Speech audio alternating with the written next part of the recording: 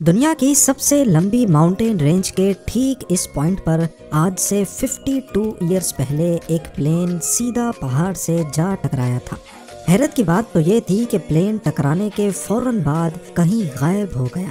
یہ 8,900 کلومیٹر لمبی ساؤتھ امریکہ کی اینڈیز ماؤنٹین رینج ہے، جہاں 15,000 فیٹ اونچے پہاڑ، ناقابل برداشت ٹھنڈ اور خاموشی کے علاوہ کچھ نہیں ملتا۔ کئی دنوں تک جب جہاز کا نہ ملبہ ملا نہ ہی کوئی ڈیڈ باڈیز، تو اتھارٹیز کے سامنے یہ بات کلیئر ہو گئی کہ اب کوئی پیسنجر نہیں بچا ہوگا، لہٰذا انہوں نے سرچ آپریشن بند کرنے کا اعلان کر دیا۔ نیوز میڈیا میں بھی اگلے کچھ دنوں تک پلین کریش کی باتیں چلتی رہیں اور اس کے بعد سب کچھ آہستہ آہستہ واپس نارمل ہونے لگا۔ لوگ اب اس حادثے کو بھول ہی چکے تھے، لیکن اس حادثے کے قریب 2.5 مہینوں کے بعد ایگزیکٹلی 72 ڈیز کے بعد اتھارٹیز کو غائب ہوئے پلین کی طرف سے ایک میسج ریسیو ہوا۔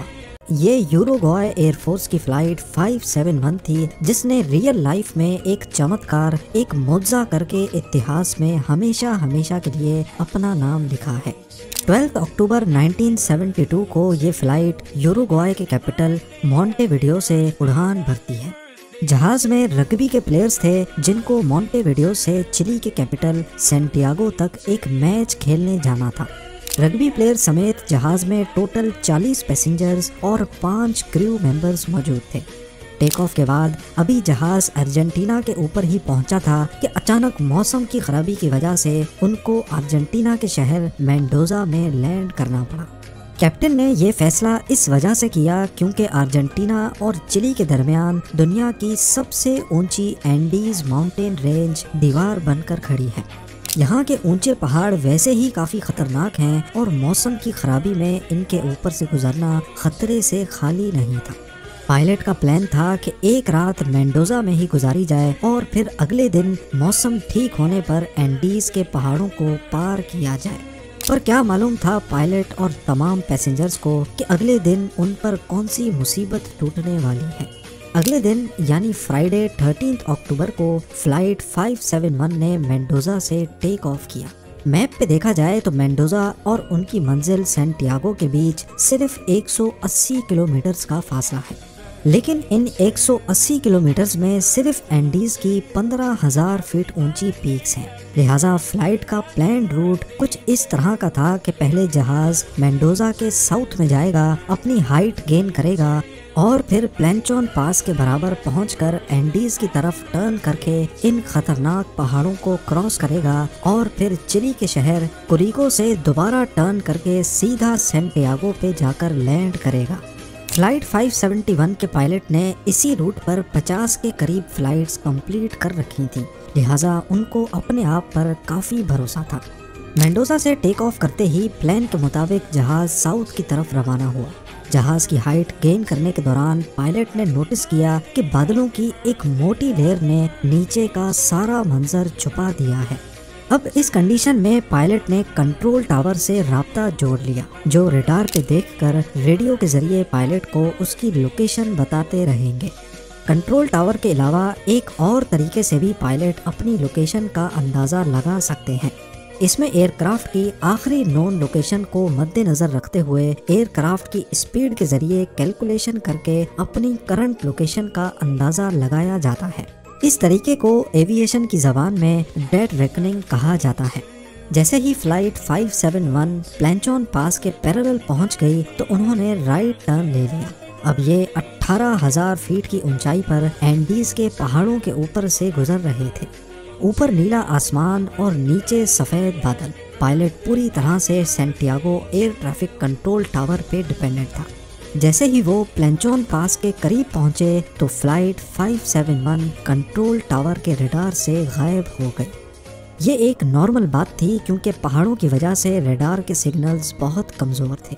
اس موقع پر کو پائلٹ نے ڈیڈ ریکننگ کے ذریعے اپنی لوکیشن کیلکولیٹ کی اور 3:21 پہ سینٹیاگو کنٹرول ٹاور کو ریڈیو کیا کہ ہم 1 منٹ کے بعد چلی کے شہر کوریکو کے اوپر پہنچ جائیں گے، اور ان سے اپنی اونچائی کم کرنے کی پرمیشن مانگی۔ اب نارملی پلینچون پاس سے کوریکو تک پہنچنے میں جہاز کو 11 منٹ لگتے ہیں، لیکن انہوں نے یہ فاصلہ صرف 3 ہی منٹوں میں کور کر لیا تھا۔ یہ چیز کنٹرول ٹاور میں بیٹھے اسٹاف کو کچھ سمجھ نہیں آئی، لیکن کیونکہ ان کے پاس بھی فلائٹ 571 ریڈار پہ شو نہیں ہو رہی تھی، اسی وجہ سے انہوں نے ایئر کرافٹ کو ڈسینڈ کرنے کی پرمیشن دے دی۔ پر ان کو اس بات کا بالکل بھی اندازہ نہیں تھا کہ اصل میں کو پائلٹ نے جہاز کی جو لوکیشن کیلکولیٹ کی تھی وہ غلط تھی۔ پائلٹ سمجھ رہا تھا کہ وہ کوریکو کے اوپر ہے، لیکن اصل میں وہ اس وقت پلینچون پاس کراس کر رہے تھے۔ ایک بہت بڑی تباہی فلائٹ 571 کا انتظار کر رہی تھی۔ کنٹرول ٹاور سے پرمیشن ملتے ہی پائلٹ نے رائٹ ٹرن کیا اور جہاز کی ہائٹ بھی کم کرنا شروع کر دی۔ شروع میں ان کو خطرناک ٹربولنس کا سامنا کرنا پڑا، لیکن جب انہوں نے سفید بادلوں کی لیئر کو کراس کیا تو کیا دیکھتے ہیں کہ ان کے سامنے ایک بہت بڑا پہاڑ کھڑا ہے۔ جی ہاں، اس پوائنٹ پہ پائلٹ کو اندازہ ہوا کہ اصل میں وہ ابھی تک اینڈیز میں ہی موجود ہے۔ پائلٹ نے دوبارہ الٹیٹیوڈ گین کرنے کے لیے پوری جان لگا لی۔ پلین کی نوز اب آسمان کی طرف ہو چکی تھی، لیکن افسوس کہ شاید یہ چیز تھوڑا پہلے کر لی جاتی۔ فلائٹ 571 کی ٹیل پہاڑ کی چوٹی سے ٹکرائی اور جہاز سے الگ ہو گئی۔ اس وقت یہ پہاڑ پوری طرح برف سے ڈھکا ہوا تھا۔ بنا ٹیل اور ونگز کے فلائٹ 571 کا فیوزلاج برف میں سلائڈ کرتا سیدھا نیچے کی طرف آیا اور اس پوائنٹ پر آ کر رک گیا۔ کریش کی وجہ سے 12 پیسنجرز موقع پر ہی دنیا سے جا چکے تھے، خاص طور پر وہ لوگ جو جہاز کے پچھلے حصے میں موجود تھے۔ معجزاتی طور پہ پلین کے فیوزلاج میں 33 پیسنجرز کی جان تو بچ گئی، لیکن ان کو کافی چوٹیں لگی تھی۔ ٹیل الگ ہو جانے کی وجہ سے پلین کا پچھلا حصہ کھلا ہوا تھا اور اس میں سے زبردست ٹھنڈ اندر آ رہی تھی۔ یہ اس وقت 11,500 فٹ کی اونچائی پر اینڈیز میں پھنس چکے تھے، جہاں کا ٹیمپریچر -30 ڈگری سیلسیس تھا۔ باہر نکلتے ساتھ ہی جہاں تک ان کی نظر جا رہی تھی برف سے ڈھکے پہاڑ ہی نظر آ رہے تھے۔ سب سے پہلے انہوں نے اپنے ساتھیوں کی باڈیز کو برف میں دفنا دیا۔ ادھر پلین کریش کی خبر نے چیلین اتھارٹیز کو الرٹ کر دیا تھا، پر ان کو یہ معلوم نہیں تھا کہ وہ اصل میں ارجنٹینا میں ہی کریش ہوئے تھے۔ بنا ٹائم ضائع کیے انہوں نے سرچ آپریشن اسٹارٹ کیا، جس میں 4 ایئر پلینز نے حصہ لیا تھا۔ صبح سے لے کر شام تک سسپیکٹڈ ایریا کو سرچ کرنے کے دوران ان کو نہ ہی کوئی پلین نظر آیا اور نہ ہی کوئی ملبہ۔ یہ ایک بہت ہی مشکل سرچ آپریشن تھا، کیونکہ نیچے سارے پہاڑ برف کی وجہ سے لائٹ کو ریفلیکٹ کر رہے تھے۔ اس سرچ آپریشن میں یوروگوائے اور ارجنٹینا نے بھی حصہ لیا اور اب ٹوٹل 11 ایئر کرافٹس پورا دن فلائٹ 571 کو ڈھونڈنے میں گزار دیتے۔ ادھر کریش سائٹ پہ بچے ہوئے پیسنجرز کے اوپر سے کئی بار ریسکیو پلین گزر کر گئے، لیکن ان کے لاکھ اشارے دینے کے باوجود بھی ریسکیو پلینز کی نظر ان پر نہ پڑ سکی۔ بعد میں انہیں ایک لگیج میں سے لپسٹک ملی، جس سے انہوں نے پلین کے فیوزلاج کے اوپر بڑا بڑا SOS لکھ دیا۔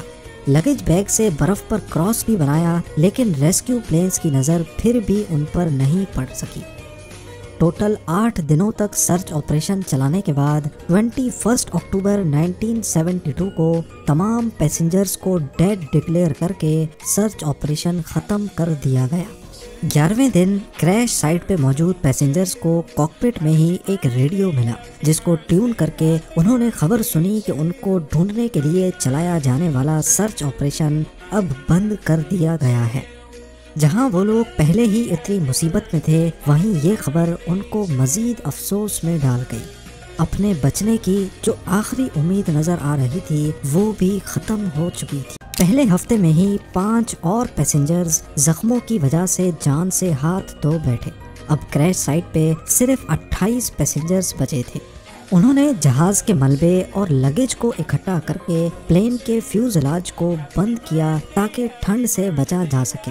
انہوں نے کاکپٹ کے پلاسٹک وائزر کو کاٹ کر اپنے لیے گلاسز بھی بنائے، جو کہ برف سے ریفلیکٹ ہونے والی لائٹ سے کچھ حد تک بچا رہے تھے۔ سیٹ کورز کو گرمائش کے لیے استعمال کیا اور سیٹ کے کشن سے سنو شوز بنا دیے۔ اس وقت تک ان کے پاس کھانے کے لیے 8 چاکلیٹ بارز، 3 جیم کے جارز، کچھ ڈرائی فروٹس اور گنی چنی پانی کی بوتلیں تھیں۔ پہلا ہفتہ تو انہوں نے بڑی مشکل سے یہ کھانا آپس میں ڈیوائیڈ کر کے کھا لیا، لیکن جب یہ تمام چیزیں بھی ختم ہو گئیں تو انہوں نے کپڑے اور کاٹن کو کھانا شروع کر دیا، جس سے وہ مزید بیمار پڑنے لگے۔ اینڈیز کے اس حصے میں ان کو انرجی کے لیے کوئی چیز دکھائی نہیں دے رہی تھی، اور اوپر سے وہ جس رچ پر کریش ہوئے تھے نہ وہاں سے اترنا پاسبل تھا اور نہ ہی اوپر کی طرف ہائیک کرنا۔ اس دوران پیسنجرز کی حالت یہ تھی کہ ان کا باڈی ویٹ 40% تک کم ہو چکا تھا۔ آخر جب ان کو کچھ سمجھ نہیں آیا تو انہوں نے اپنے مرے ہوئے ساتھیوں کے باڈی پارٹس کھانا شروع کر دیے۔ ظاہر ہے یہ فیصلہ بہت ہی مشکل تھا، لیکن بھوک پیاس اور کمزوری نے ان کو یہ قدم اٹھانے پر مجبور کر دیا تھا۔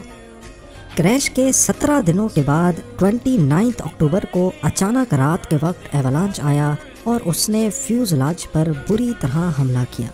برفانی تودے کی اسپیڈ اتنی تیز تھی کہ پورا فیوزلاج اندر تک برف سے بھر گیا۔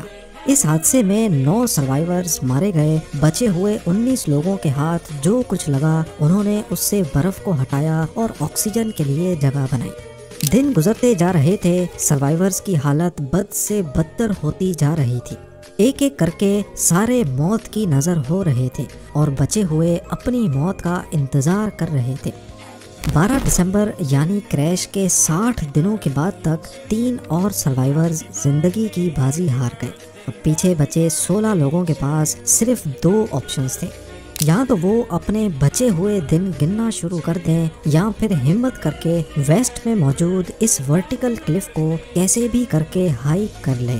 12 دسمبر 1972 کو 3 رگبی پلیئرز پراڈو، کنیسا اور ویزنٹین نے ویسٹرن پیک کو ہائیک کرنے کا ارادہ کیا، اس امید میں کہ پہاڑ کی دوسری سائیڈ گرین ویلی ہوگی جہاں سے شاید کوئی مدد مل سکے۔